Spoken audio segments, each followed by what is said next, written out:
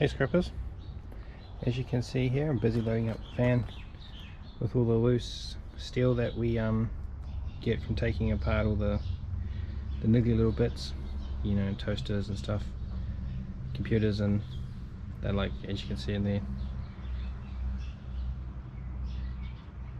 they're the tumble dryers, the drums out of the tumble dryers. They make for excellent storage for cans and little other bits and pieces that are, you know, take up the space in my drum that I have in the shed there, on the garage rather. And over here, this is where I store all the stuff that I can't either fit around the smallish stuff, rather that I can't fit around the side of the house. So I'm busy load all that up into the van, do a scrap run tomorrow. And then there's all the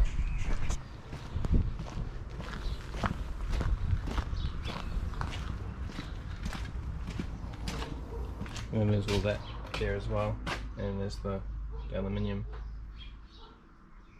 and the various cables and the non-ferrous, the data cable and stuff, that little this blue drum here, and then the various copper and brass little bits, terminals.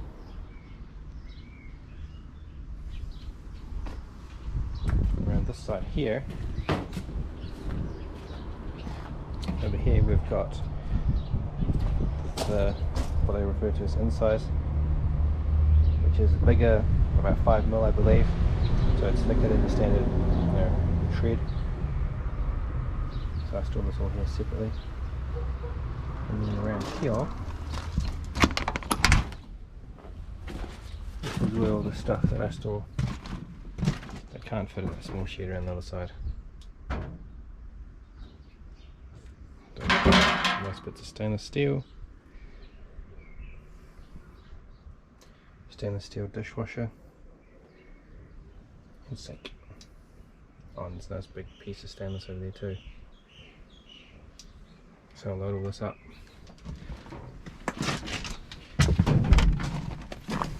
Do it all in stages. Oh, and then I also fill up washing machine barrels, and like with steel, these washing machines I usually take straight to scrap yard, but because this came from my brother's house, I decided that I'd just keep them here and store them, use them to store stuff in. So yeah, as I get further and further in, as the van fills up further and further, just do a short videography about it, and then the unloading of the scrapyard tomorrow. Stay tuned. As you can see guys, we're making some progress. Not too much left to go now, and the van's getting pretty full. Stacked all of this lot up here just to get it out of the way for now. Put it all in later on before I finish.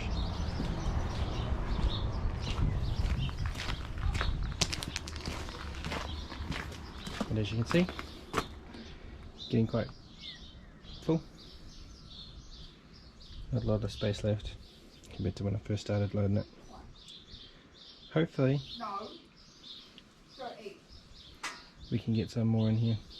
Hopefully. I don't want to go too high, because as you can see, between the headrests there's not really much to stop you from being beheaded in a crash, or if you had to hit the brakes really quickly. So yeah, I'll continue loading it on, and I'll show the after effects when I'm finished. Hey guys, welcome back. As you can see, I've finished up the last little bit loading up of the van, and I hope it's not going to slide too much, but hey, guess we'll deal with it. Finished up just in time too. As you can tell, the weather here in New Zealand today is not the greatest.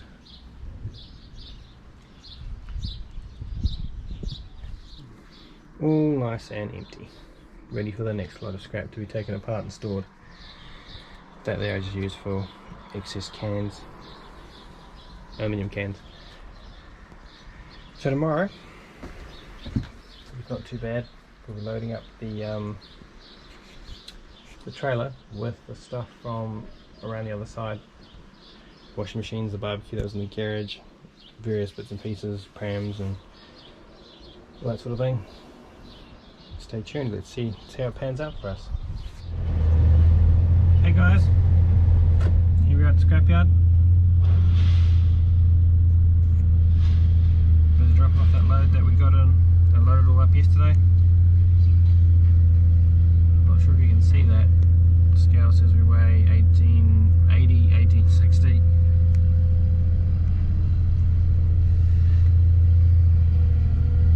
So we'll see. Stay tuned.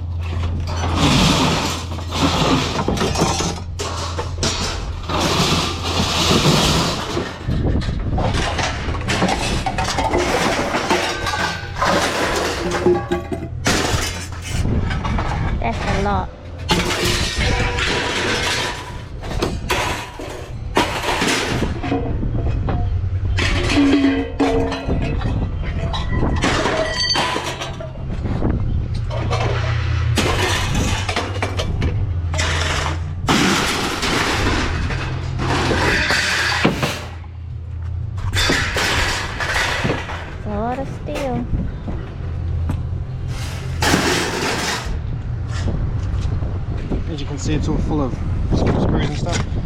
I don't really want to be inconsiderate, just dump it here and have it spill out and punch people's tires. There you go, guys. Empty van. All of this. Quite a bit of scrap, eh? Spread out like that. That's why you can fit it in the shed. Right. Back in the van, campers. So here we are back at the weighbridge, guys. And as you can see, 1480.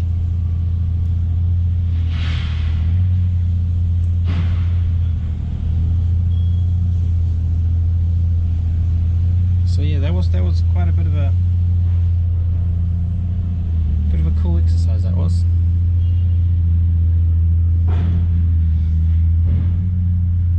So hopefully we'll go back to the house and do another load up.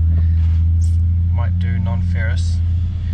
I don't know if I'll be able to record it for privacy reasons, but we'll see what happens. So stay tuned.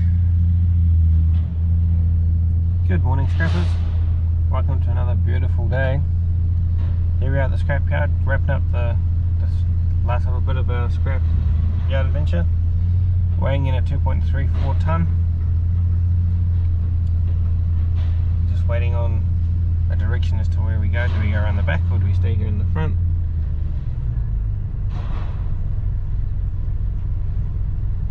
It would be really cool to get some more footage of the magnet.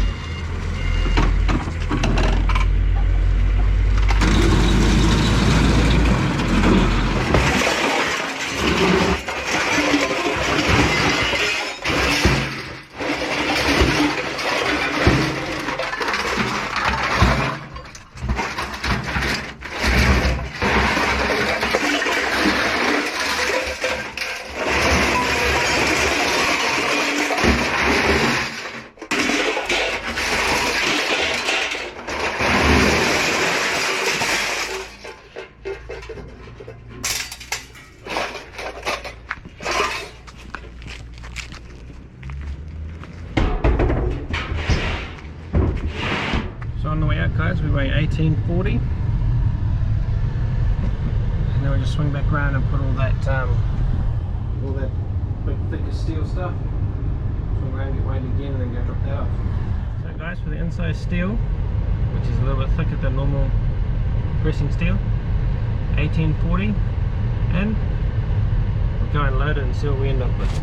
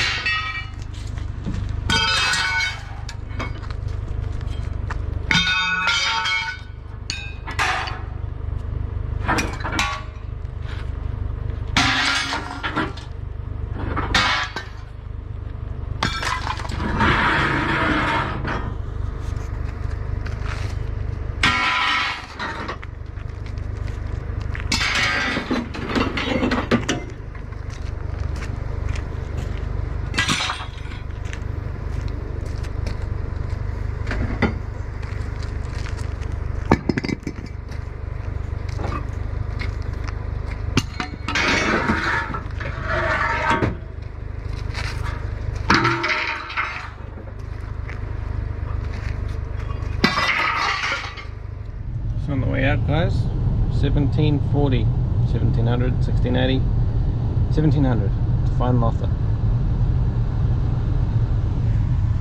We're going to cash out and see how much we made. Hey scrappers, welcome back. So here we have the end result of a 2-day scrap journey back and forth to the scrapyard. So as you can see, the 4 kilograms of aluminium cans at $1 each equates to $4. 46 kgs of the alley cast at $1.50, 69 in total. 36 kg of the aluminium domestic at $1.45 a kilogram, that equated to $52.20. The irony alley mix, we had 17 kg of that at 40 cents, it equated to $6.80. The aluminium extrusion, 8 kgs at $1.85, and we ended up with a $14.80 total. The surprising part here is the copper, as you can see, the copper PVC, 21 kilograms at $3.30. Usually that's around $2.30, and so we equated to $69.30. Now the aluminium domestic, you can see $4, that's a misprint, as you see on this sheet here. Stainless steel domestic, gross net, and a difference of 43, so that should be 43 at $1.30. So we got $4 worth at $1.30, which equated to $5.20. And then, as you can see here, just added it up here and equated to a total of $50, 70. Next is the lights clean steel. We weighed in at 200 kgs, and that's $2.60 a ton at the moment, and we ended up with $52. Next is the stripped, which we had 200 also, and at $2.50 a ton, so we ended up with $50. But here they charge a waste fee because of the whiteware being, you know, full of foam and that sort of thing, or anything that has plastic on it and that sort of thing, because it goes through their big shredder. Whereas this light gauge steel here is the backings of your monitors, your TVs, your PC towers that have been stripped out and that are clean and that sort of thing. So clean pressing steel in some parts of the world.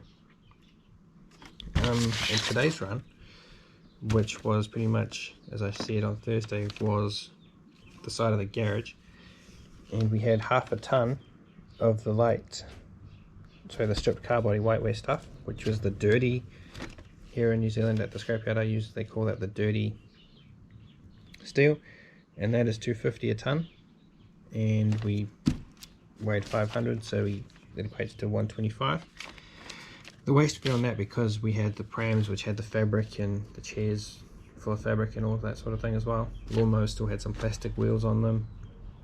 That equated to a waste fee of $11.50, which is cheaper than taking it to the dump. So with their permission, I sometimes put in various bits of plastic, because as I said, it goes through their big shredder, so which is a cool process. I'm pretty sure you'll see that in one of the videos.